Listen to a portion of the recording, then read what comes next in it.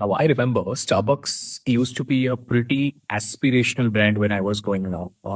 I used to adore their branding, and I used to look up to their कि okay यहाँ पे cafe पे जाएंगे बैठ के काम करेंगे and all. And I also think that okay they do amazing coffee.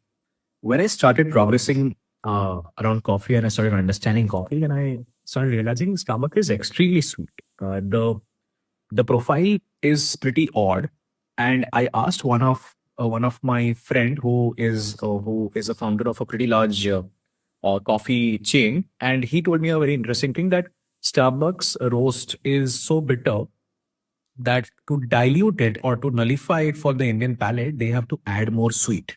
And that made me think that people who are coffee lovers, they have progressed in life. They are liking your third wave coffee, Blue Tokai, Subko, and there are a bunch of different brands. And local Indian brands are giving a very solid competition.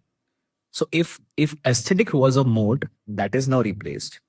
If coffee profile or the coffee taste was a mode, that is definitely completely replaced.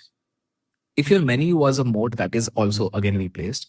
So what would they stand for? And I don't have a reason to keep on going to the same brand again and again and again. Yes, there are loyalty programs that is available. One of my favorite coffee these days is also the protein coffee that they have collaborated with SuperU, but that is not some amazing taste as well. I have progressed towards more of a slightly bitter profile, and I don't know which is the target audience of Starbucks anymore.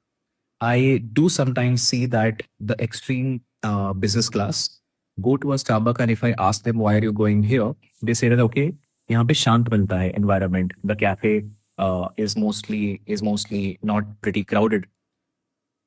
Yes, that's a good thing to have, but from a business perspective, that technically means कि कोई जा नहीं रहा है वहाँ पे, right?